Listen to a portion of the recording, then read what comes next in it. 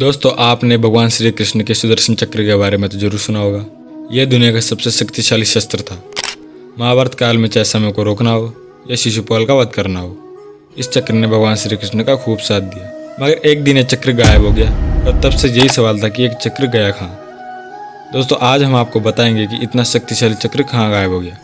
सुदर्शन चक्र हिंदू माइथोलॉजी के हिसाब से दुनिया का सबसे शक्तिशाली हथियार था। यह भगवान विष्णु का अस्त्र था। यह अस्त्र भगवान विष्णु और उनके अवतार धारण कर सकते थे। इसका निशाना कभी नहीं चूक सकता था। भगवान श्री कृष्ण जिस कारण भी सुदर्शन चक्र को छोड़ देते थे, यह चक्र वही काम करके आता था।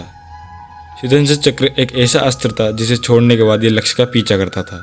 सुदर्शन चक्र भगवान विष्णु के मन की बात सुनता था और उन्हीं की आज्ञा मानता था।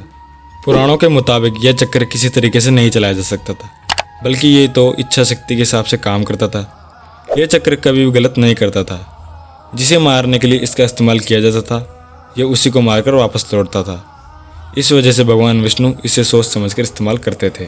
महाभारत के युद्ध में भी श्री कृष्ण ने आखिरी बार इस शस्त्र का इस्तेमाल किया था। उसके बाद सुदर्शन चक्र के इस्तेमाल का कभी जिक्र नहीं मिलता।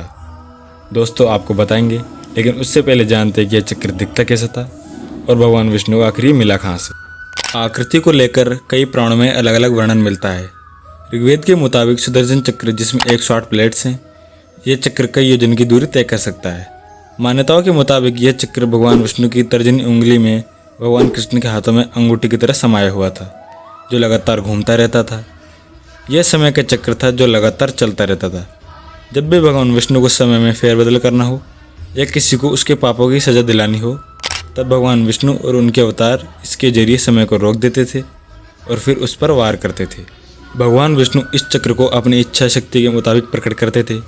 वहीं भगवान कृष्ण ने सुदर्शन चक्र के जरिए महाभारत में कई दुश्मनों का सर्वनाश किया था, और वहीं भगवान ने इसे समय चक्र के रूप में भी इस्तेमाल किया था, इसलिए इसे समय चक्र भी कहा गया था।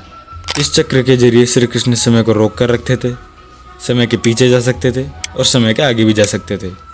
इस चक्र का इस्तेमाल श्री कृष्ण ने महाभारत में किया था। दरअसल जब अर्जुन के पुत्र को चक्र में फंसाकर जयद्रथ ने अभिमन्यु की हत्या कर दी थी, तब अर्जुन ने अपने बेटे की हत्या का बदला लेने की प्रतिज्ञा की थी कि वह अगले दिन सूर्य अस्त होने से पहले जयद्रथ की हत्या कर देगा या खुद को जलाकर खत्म कर लेगा। अगले दिन कौरवों की सेना शाम तक जयद्रथ की रक्षा करती रही, और अंत में जब अर्जुन निराश हो गया, तब भगवान श्री कृष्ण ने अपनी माया की और कुछ देर के लिए सूर्य को छिपा दिया, ताकि कौरवों को भ्रम हो सके। जब कौरव बहुत खुश हुए और अर्जुन बहुत निराश, तब श्री कृष्ण ने अपनी माया समेट ली और सूर्य को वापस उदय कर दिया। तब अर्जुन ने अपने बेटे की मौत का बदला जयद्रथ को मारते हुए लिया। उस समय श्री कृष्ण ने सुदर्शन चक्र के जरिए समय को कुछ पल के लिए रोक दिया था और कौरवों को हैरान कर दिया था। इसके अलावा जब अर्जुन घबराए हुए थे, युद्ध में भाग नहीं लेना चाहते थे, तब उनके कर्तव्य का गान कराने के लिए श्री कृष्ण ने उन्हें गीता का उपदेश दिया था। उस समय भी श्री कृष्ण ने अर्जुन को गीता का ज्ञान देते हुए समय को सुदर्शन चक्र की सहायता से रोक दिया था। बाद में उन्होंने इसी चक्र की मदद से वापस सब कुछ पहले जैसा कर दिया था।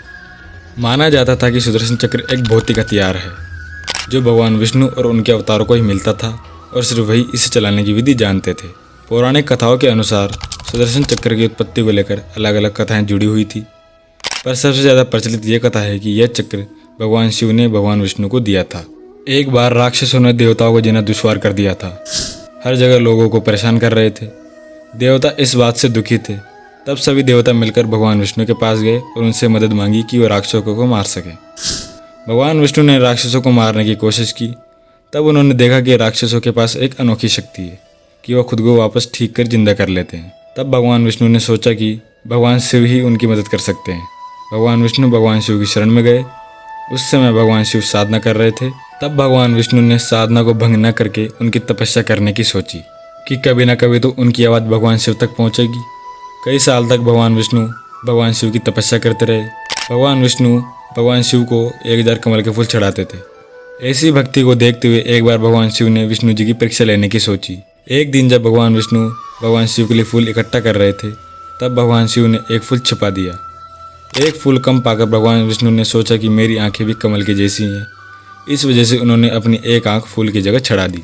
यह देखकर भगवान शिव बहुत खुश हुए और उन्होंने भगवान विष्णु को सुदर्शन चक्र दिया, जो एक ही पल में किसी भी दुश्मन का सर्वनाश कर सकता था।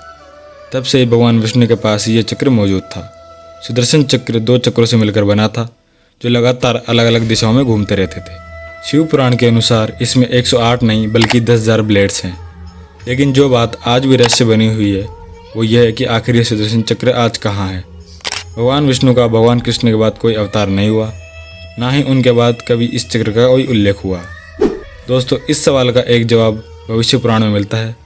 जब श्री कृष्ण ने अपनी देह त्यागी तो चक्र भी उनके साथ धरती में समा गया था और आज भी वह चक्र वहीं है। कलयुग में अपराध बढ़ जाने पर जब भगवान विष्णु कल के अवतार लेकर वापस आएंगे तब वह चक्र उनको वापस मिल जाएगा। और अगर आपको वीडियो अच्छी लगी हो तो लाइक करें और ऐसी डीप डिवाइन वीडियोज़ के लिए चैनल को सब्सक्राइब करें।